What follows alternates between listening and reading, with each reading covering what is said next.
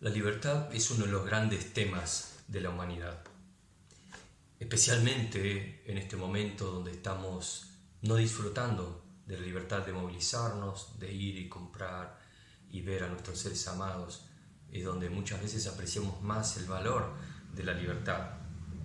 El hombre pretende ser libre, a diferencia del resto de las criaturas vivientes, debido a su especial capacidad moral, de su capacidad de pensar, lo que le daría una aparente libertad.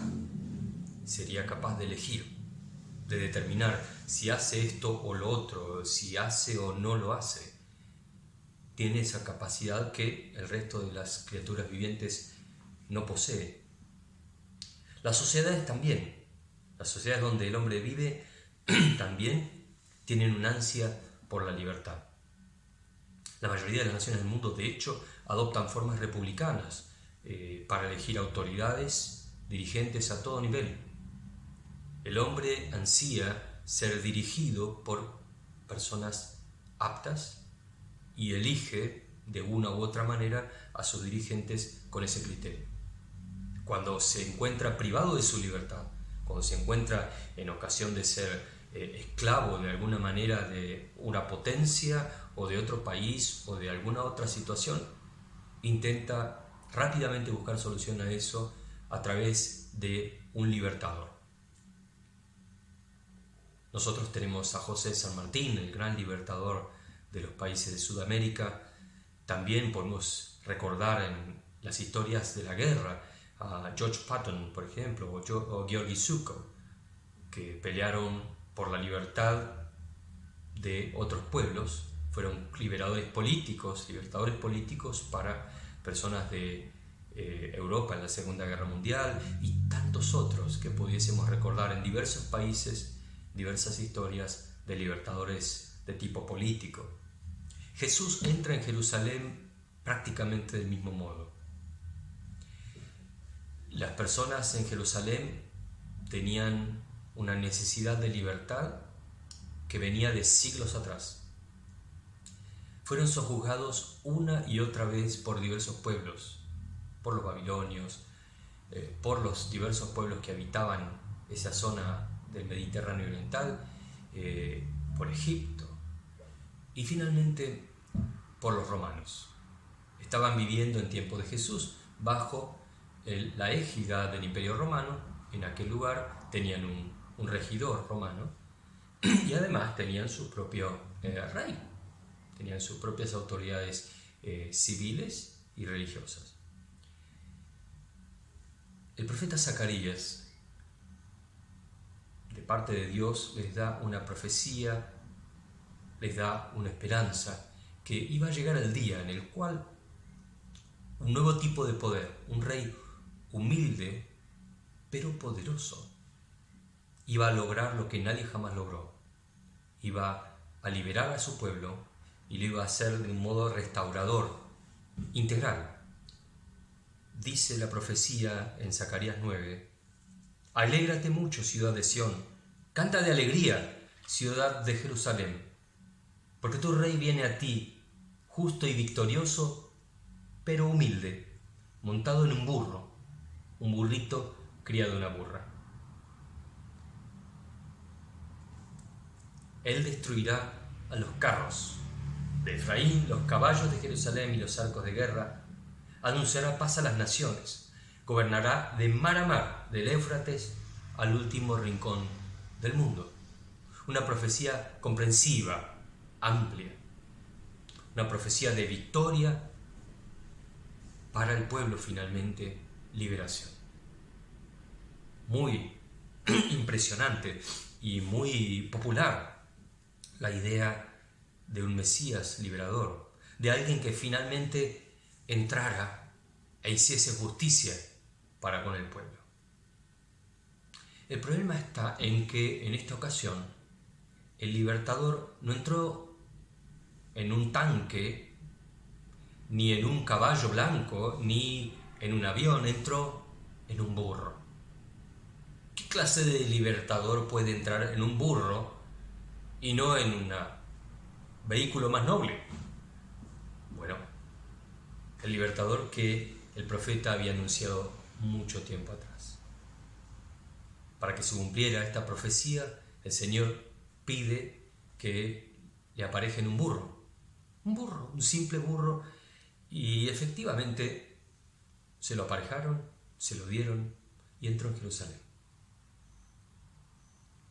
Claro, entra y mucha gente que seguía a Jesús, que lo conocía, imagina y recuerda las profecías antiguas y dicen: ha llegado el libertador, ha llegado el tiempo, finalmente vamos a liberarnos de los romanos y también del sistema sacerdotal y de la casta, ¿no es cierto?, dominante en Israel, que también tenía lo suyo. El mensaje de libertad para todos, el idioma de las masas, es muy atractivo. Muchos líderes en la historia de la humanidad se han adueñado de ese discurso y han prometido libertad a cambio de nada. Libertad a cambio de mera obediencia. Si me obedeces, sos libre. Vas a tener de todo. Yo me voy a ocupar de que tengas de todo. Es un mensaje muy popular.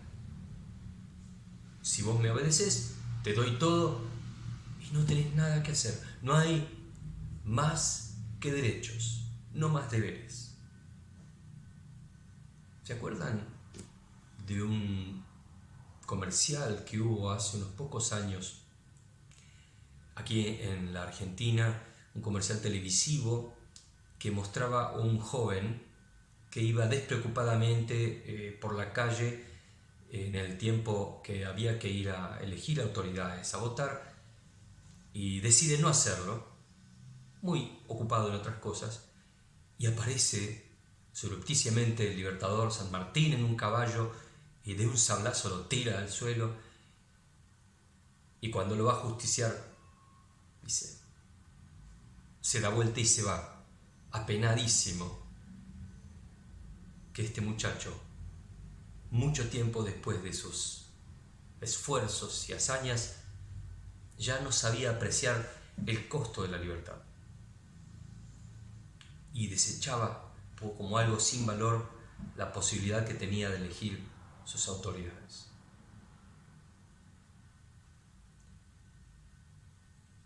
Evidentemente el pueblo de Israel en ese momento tampoco entendió el mensaje. Efectivamente, las masas, las multitudes llegaron y tiraban hojas de palmera y hojas de los árboles que se encontraban en el camino de Jesús y hicieron como una alfombra para el rey que venía a libertarlos. Y lo aclamaban las multitudes: ¡viva, viva el libertador, viva Jesús! ¿Quién es este?, se preguntaba la gente. ¿Quién es este? Bueno, es Jesús, el gran profeta, el que viene a traernos la libertad finalmente. El problema es que no entendieron el mensaje. Si ustedes ven, un poco más adelante, y la semana que viene lo vamos a reseñar, muchos de ellos, de los que estaban diciendo ¡viva, viva el libertador, viva Jesucristo!, pocos días después estaban frente al pretorio y gritaban: ¡crucifíquenlo, crucifíquenlo! ¡Danos a Barrabás! Preferían la liberación de un criminal y no que Jesús, el libertador que no les convenció, esté con vida. ¿Qué tipo de libertador entonces esperamos? ¿Qué tipo de libertador esperan los pueblos, la gente? Bueno, el antiguo obispo de Boston, Phillips Brooks, escribió en algún momento: ningún hombre en este mundo alcanzará la libertad de ninguna esclavitud, excepto cuando entre en una clase mayor de servidumbre. No se puede siquiera concebir algo como un hombre completamente libre. Efectivamente, Brooks entendió que la libertad tiene un costo y que ningún hombre efectivamente es completamente libre, porque todos somos dependientes de múltiples maneras. Dependemos de otras personas y nuestra vida depende de Dios. Hay uno solo que es independiente, que es autónomo, que no depende de la voluntad de nadie, y ese es Dios mismo. Nosotros, todos los demás, la especie humana, es dependiente. Escuchábamos hace un momento la lectura de la carta a los Filipenses, donde Dios nos dio el ejemplo, haciéndose hombre como uno de nosotros, una humillación inconcebible. ¿Cómo es posible que el Dios, creador del universo, se haga como uno de nosotros, limitado, dependiente? La clave es que ese hecho tan extraordinario, tan poco usual, tan increíble, es, según el apóstol Pablo, lo que le dio la posibilidad de ser el libertador de toda la creación. Es lo que le dio la condición de poder, siendo humano, vencer a la muerte, el enemigo final, destruir la muerte y resucitar, y posibilitar que todos aquellos que creemos en Él, que confesamos su nombre, tengamos entonces vida y vida eterna. Es el que posibilitó efectivamente volver a unir lo que estaba desunido, a Dios creador con su creación, con toda su creación, incluidas sus criaturas. Por eso, Dios nos hizo verdaderamente libres. Su liberación no era una liberación política o parcial, era una liberación global, absoluta. Una liberación que tiene que ver con la completa libertad de aquellas cosas que nosotros no podríamos resolver. Nadie puede resolver la realidad de la muerte. Jesucristo lo posibilita a través de la fe en Él. Por eso, como el reverendo Peter Marshall en el Senado de los Estados Unidos declaró en cierta ocasión, hace más de 70 años, en una oración, nosotros deberíamos aprovechar nuestra libertad. Él dijo así: Señor Jesús, tú que eres el camino, la verdad y la vida, escúchanos mientras oramos por la verdad que nos haga libres.